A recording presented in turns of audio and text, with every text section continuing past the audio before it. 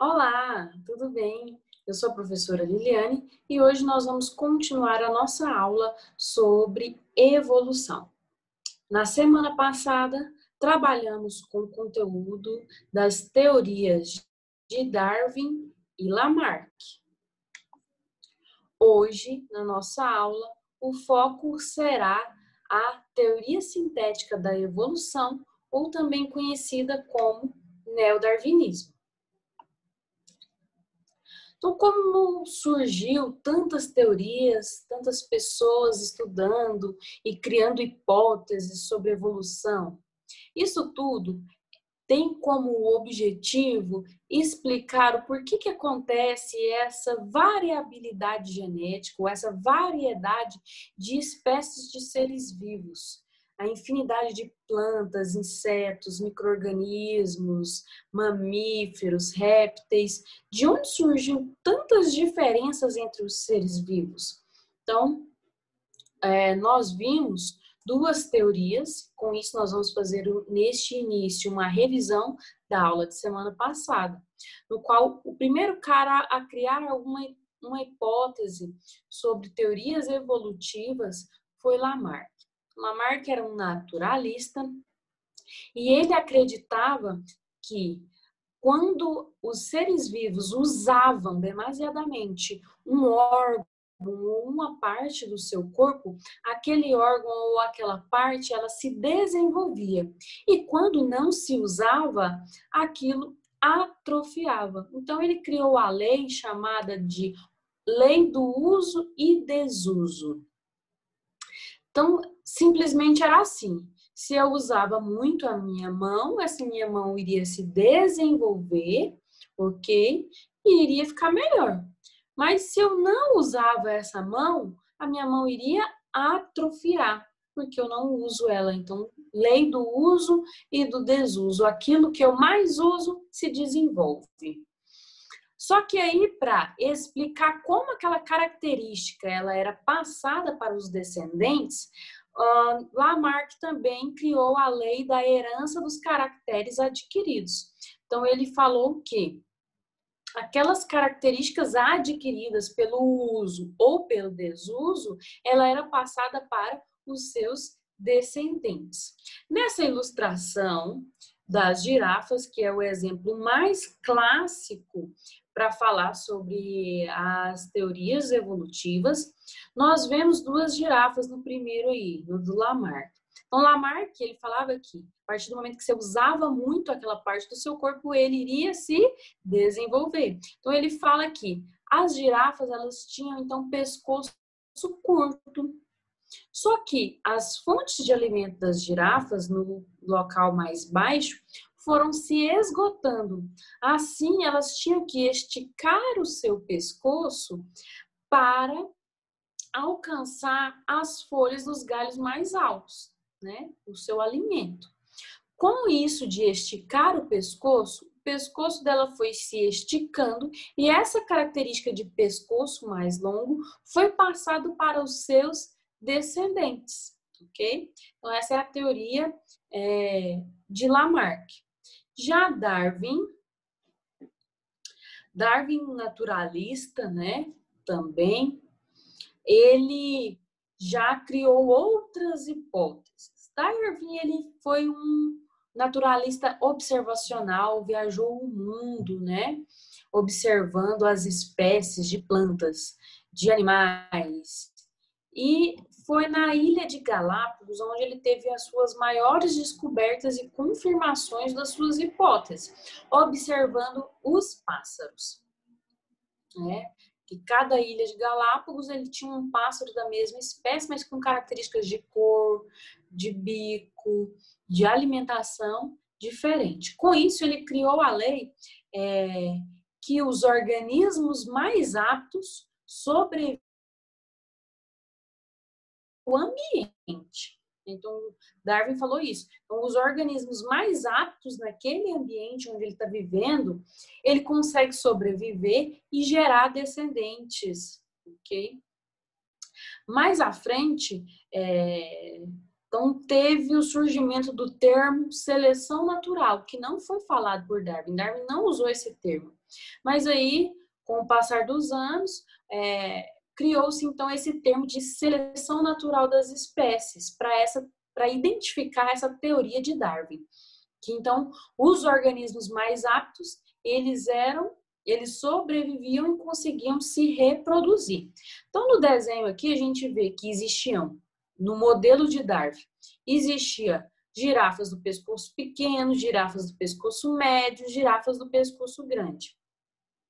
O alimento mais baixo foi acabando, o que fez com que as girafas de pescoço pequeno parassem de se alimentar, então elas não conseguiam alimento.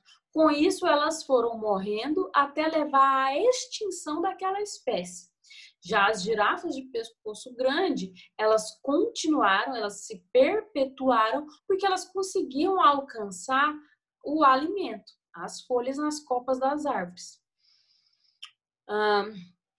Darwin, então, criou essa teoria que o ambiente selecionava aqueles organismos mais aptos, não são os mais fortes, ok? Vocês têm que lembrar disso. Não é que o organismo mais forte é o que sobrevive, não.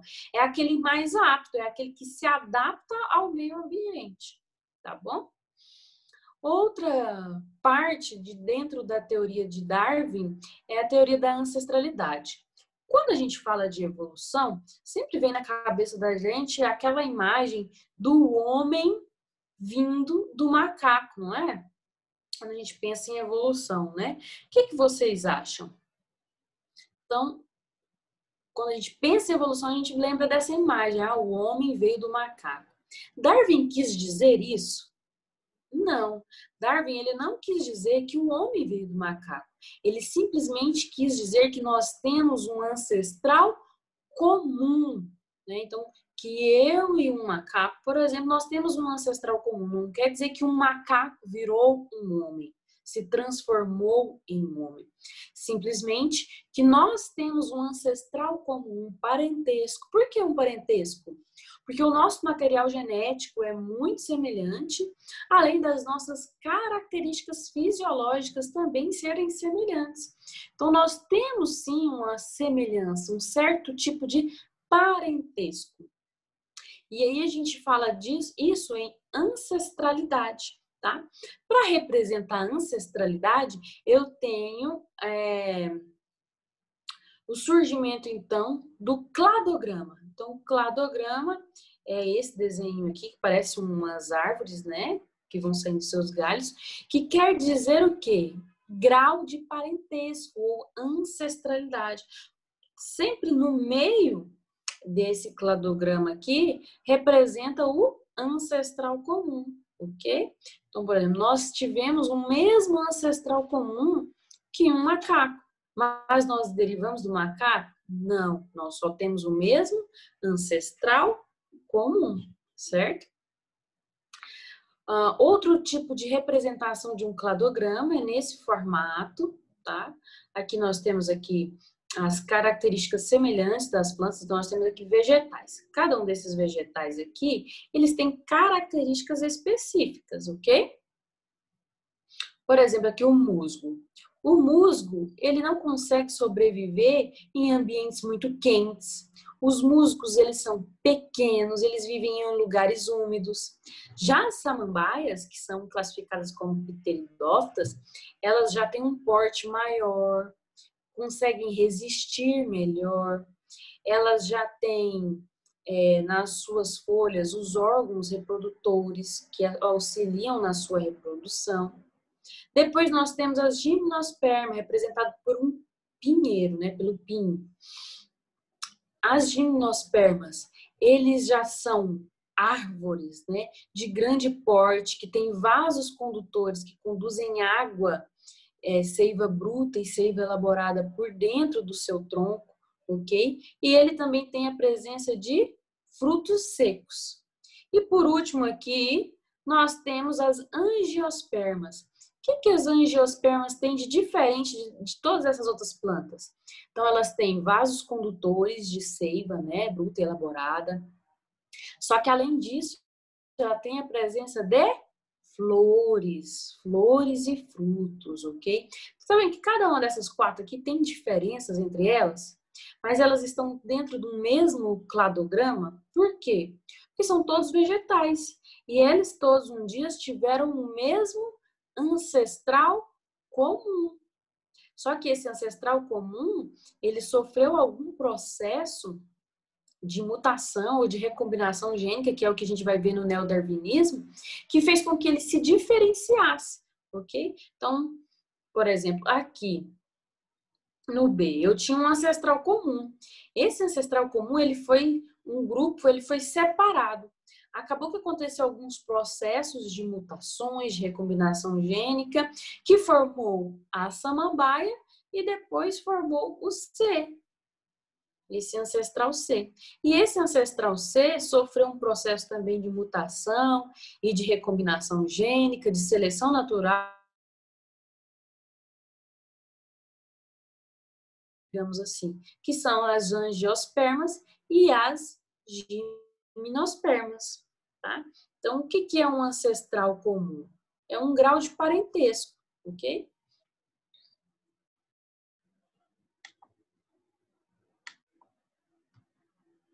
Opa, querem passar? Então, o que quer dizer, então, a nova teoria sintética da evolução ou neodarwinismo, que é a teoria atual que seguimos? A gente tem que estudar as antigas, mas aí a gente estuda também as atuais, né? Então, a gente tem que relembrar que Darwin, Lamarck, até mesmo Mendel, que é o pai da genética, eles não tinham o conhecimento sobre a genética, sobre as moléculas de DNA e RNA, ok? Que são as moléculas que passam as características aos descendentes. Eles não tinham noção que existia uma molécula para isso, que transmitia as características aos indivíduos.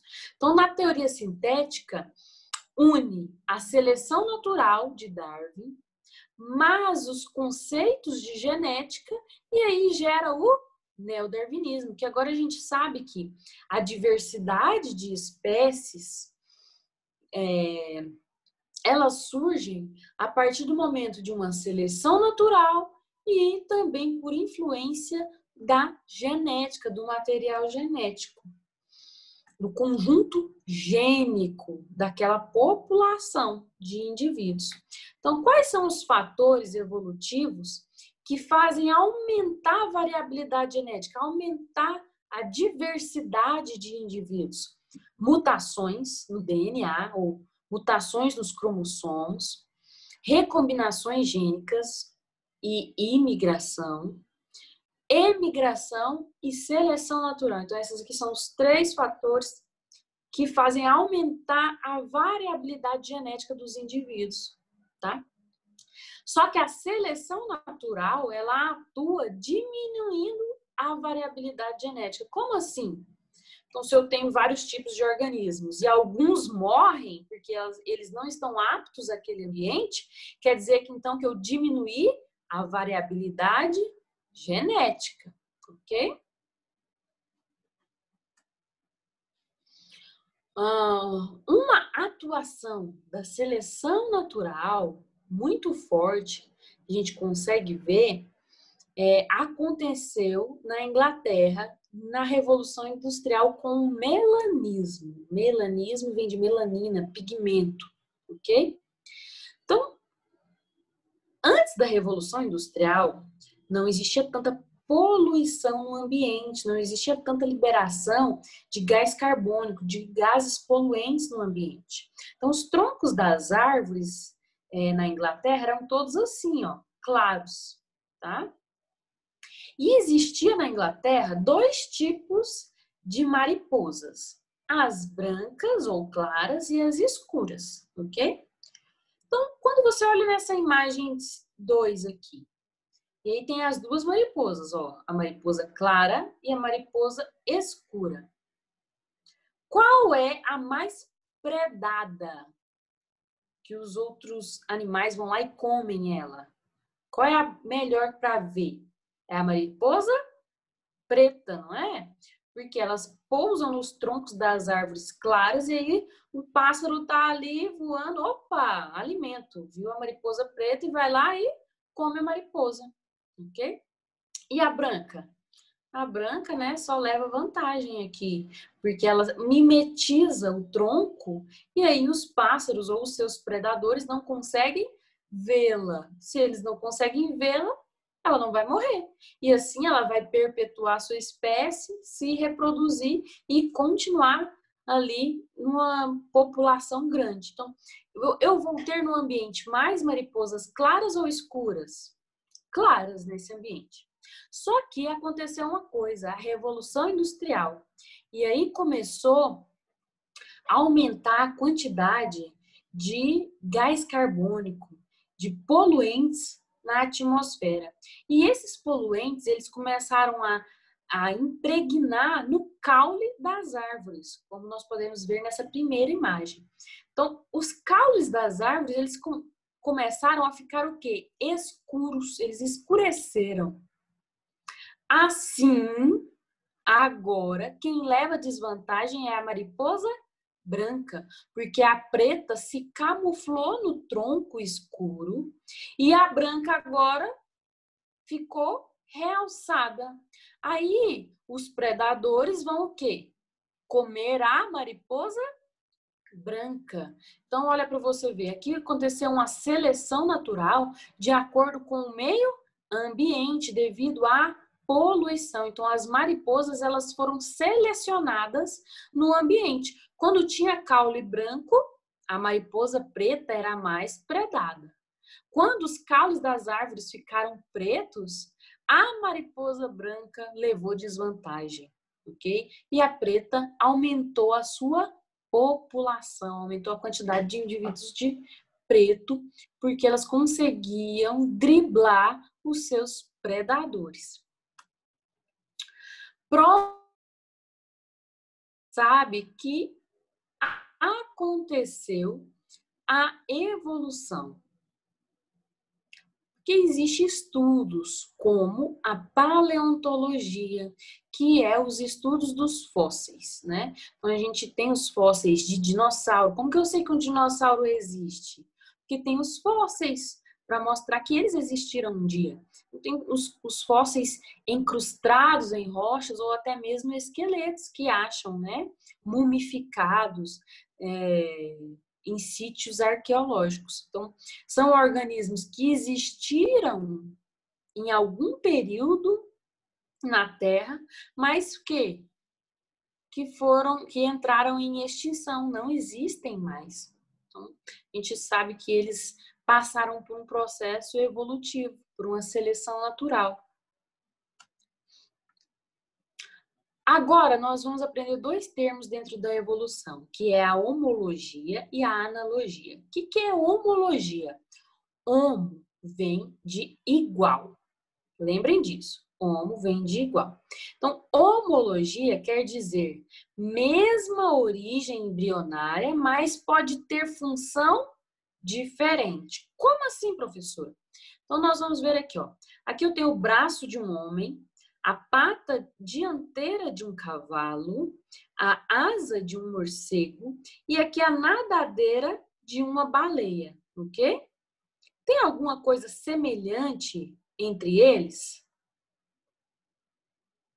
Cada um aqui tem uma função diferente, né? A mão para pegar, a pata do cavalo para ele cavalgar, andar, a asa do morcego voar, a nadadeira da baleia nadar. Então, cada um tem uma função diferente. Mas nós podemos observar que os ossos que compõem todas essas quatro estruturas são semelhantes. Eles têm a mesma origem embrionária. O formato, o tamanho, às vezes muda, mas eles têm a mesma origem embrionária. Olha para você ver. Aqui nós temos o húmero, húmero, húmero, húmero. Rádio, rádio, rádio, rádio. Una, aqui do cavalo tem a una aqui, pequenininha. Aqui nós temos a una na asa do morcego e aqui a una. Depois nós temos os ossos do carpo, metacarpo de vermelho e verde as falanges, que são os dedos. Então a gente vai ver que a estrutura embrionária é a mesma, só que a função é diferente. Então o que significa homologia? Anote isso no seu caderno. Homologia tem a mesma origem embrionária, mas pode ter função diferente. E a analogia? Então, a analogia, ela tem a mesma função, mas com a origem embrionária diferente. É o contrário da homologia, tá? O A é uma partícula negativa, ok? Quando a gente fala analogia, então A é uma partícula negativa. Então, é o contrário de homologia, é o contrário de igual. Então, aqui nesse caso da analogia, os organismos, eles têm semelhanças estruturais, tá? Que exercem a mesma função, mas eles não têm grau de parentesco, eles têm origem embrionária diferente, eles não são parentes, ok? Então, nós podemos ver aqui o exemplo, a asa do morcego com a asa de um inseto. Todos dois é uma asa, serve para voar, mas eles têm estruturas de origem embrionária totalmente diferentes, ok? Então, a mesma função, mas origem embrionária diferente. Por exemplo, a asa do inseto, ele não tem o quê? Não tem os ossos, não tem o rádio, a una, o húmero, tá? Então, a analogia tem a mesma função, nesse caso aqui, voar, mas com origem embrionária diferente. Homologia, aqui ó, homologia tem função, nesse caso aqui é igual, né? A asa de um morcego e a asa de uma árvore, todos os dois é para voar, então função igual. E a mesma origem embrionária também, porque os dois têm os mesmos ossos, às vezes numa conformação e um tamanho diferente, mas tem a mesma origem embrionária, o que identifica que os dois são parentes. Com isso, a gente sabe que ocorre as divergências adaptativas ou irradiação adaptativa. O que significa isso? Que um organismo ancestral, um ancestral comum, de acordo com o ambiente onde ele estava, a região onde ele estava, os processos de mutações e recombinações gênicas que ele sofreu no seu DNA, ele se diferenciou em outros seres vivos, de acordo com aquele ambiente. Então, nós chamamos isso de uma irradiação adaptativa. E aí a gente pode ver que todos esses eles têm o mesmo ancestral comum. Sabe como podemos ver isso? Todos esses organismos aqui, eles são mamíferos. Então, nós podemos ver, olha, o leão marinho, a baleia, o urso, todos esses animais, eles são mamíferos, eles têm a mesma origem embrionária, então eles têm o mesmo ancestral comum. Então, professor, então um esquilo, ele pode se transformar numa marmota? Não, eles só tiveram o mesmo ancestral comum. E a convergência adaptativa? A convergência adaptativa são aqueles organismos que se parecem, vivem no mesmo ambiente, você pensa assim, meu Deus, eles são parentes, mas eles não são parentes. Como, por exemplo, o sapo, o jacaré e o hipopótamo. Então, eles são parecidos quando a gente olha, ok? Vivem dentro da água, ok. Mas eles são parentes? Têm o mesmo ancestral comum?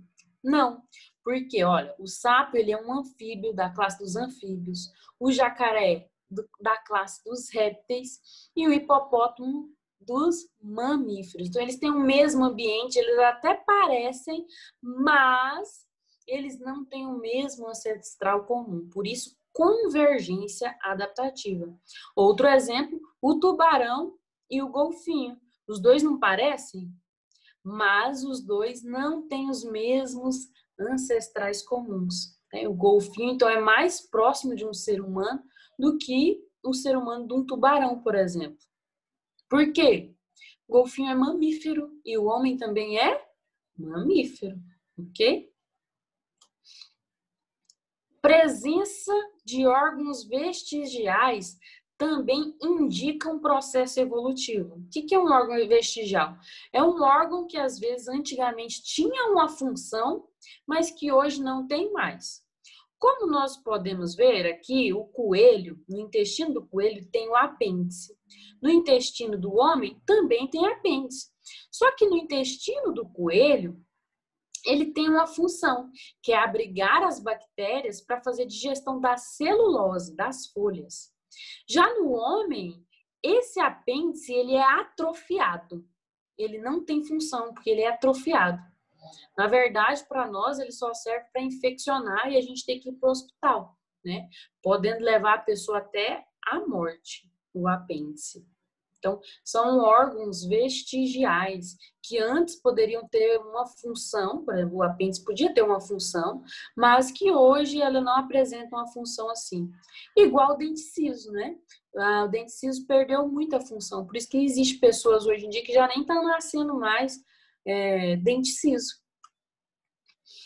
Outro fato que comprova a evolução é a embriologia comparada.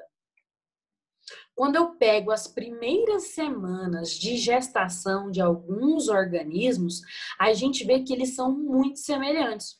Como aqui nós podemos ver o homem, o macaco, gambá, largato, salamandra e tubarão. Se a gente pegar as primeiras semanas de gestação, não há uma diferença morfológica tão grande no formato dos embriões. Ok? Depois, nas próximas semanas, que começa a diferenciação. Mas as fases iniciais da gestação são muito semelhantes, ok? Se a gente tivesse como fazer um experimento, né, vocês poderiam ver, um embrião humano e um embrião de um pintinho, por exemplo. É muito parecido aos primeiros dias, as primeiras semanas ali, as características. Então, por hoje era isso a nossa aula sobre teoria sintética da evolução e algumas características, né, que comprovam esse processo evolutivo. Qualquer dúvida podem escrever as suas dúvidas lá no Google Classroom ou mandar pelo WhatsApp. Bons estudos e vamos fazer as atividades, tá? Tchau!